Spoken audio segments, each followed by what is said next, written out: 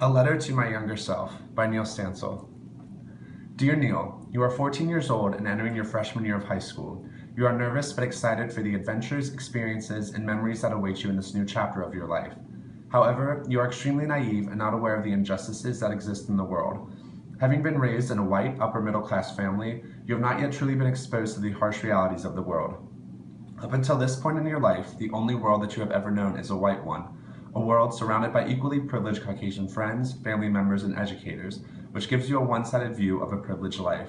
You have always been grateful for the opportunities and privileges you were born into, but you never recognized the depth of that privilege simply because you were born with white skin. The word white privilege isn't even a term you will hear until college. In your junior year of college, you take a course called Communicating in African American Culture. You soon find you have a lot to learn from this class, lessons you had wished you had only learned sooner. That is why I'm writing you this letter at this age. I want to inspire you. I want you to look at people and see past the color of their skin. I want you to understand the communication and cultural difference between white and black people, and I want you to embrace those differences. But first, I must educate you. This letter will enclose many of the topics you learned in your Communicating in African American Culture course, so that you don't have to wait until you're 20 years old to learn the valuable life lessons it offers. Why do I need to learn about a race that is not my own? Why should I concern myself with the culture of a group of people whom I do not identify with? Unfortunately, these are the naive, ignorant questions that plague our society. While many people will defend that they are not racist, they will not take the time to understand someone else's race. You too are guilty of this, Neal. In his This I Believe essay, Education is Key, Kenneth Gamble believes that the thing dividing our country is people's lack of education for another person's race, culture, and history. I believe that a well-rounded education is the key to ending the cycle of violence, poverty, ignorance, war, and racism. Kenneth Gamble. One of the important lessons you will learn in this class is the history of race.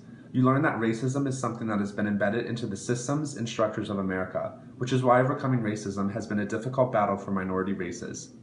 In the reading A History of Race from Interracial Communication, you learn that German autonomist Blumenbach was the first to put races into hierarchical groups, with Caucasians occupying the most superior position. This is the first time you learn the history of race, and realize that it is much deeper than just slavery. Kenneth Gamble also emphasizes the importance of educating people on the history of race. The first step toward correcting these problems is to talk openly about race and history. We must have a conversation about it and how to heal our community, and the best way is through education. Another important lesson you will learn in this course is that the communication styles are vastly different between white and black people. Oftentimes, African Americans are criticized for the way they speak, conduct themselves in a school, and for their behavior in public. However, it should be the bystanders who are criticized for making judgments without having an education on the different communication styles of African Americans.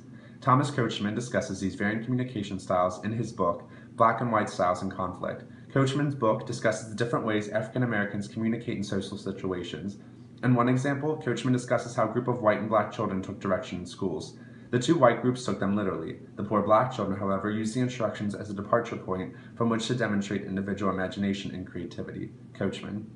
If more people were educated on the varying styles of whites and black people, then people would not be so quick to judge and praise the white way standard. Another lesson you learn, and arguably the most important one, is on the topic of white privilege. When you read White Privilege Shapes the U.S. by Robert Jensen, it immediately resonates with you. As I told you earlier in the letter, white privilege is not a term that you will familiarize yourself with until college, because you have led a life that is predominantly surrounded by white people. Everywhere you go, you carry white privilege with you. When you walk into a store, apply for a job, you automatically have a blanket of security that is white privilege. You are probably wondering why I've chosen to include this lesson in the letter, since white privilege is not something you can necessarily change or get rid of. But I have chosen this topic because I think it is extremely important to recognize that your life has benefited significantly from white privilege, and that hopefully one day when you are in a position of power, you will extend that privilege to someone who would not normally have it. Use the opportunities and success given to you to make a difference in the world. Neal, I want you to use the tools and lessons I have given you in this letter to lead a different, diverse, and more engaging life than you have in the past. I want you to challenge your friends who make uneducated racist comments. I want you to challenge injustices you see with unarmed black men in police. And above all, I want you to challenge yourself to see past the people of color skin. For at the end of the day, we are all human beings, regardless of race, sexuality, religion, or gender. What you are missing in your understanding of other races was education. So be the voice to educate other people. Education truly is the key to bringing people together, and I'm so thankful to have earned this education through my Communicating in African American Cultures course.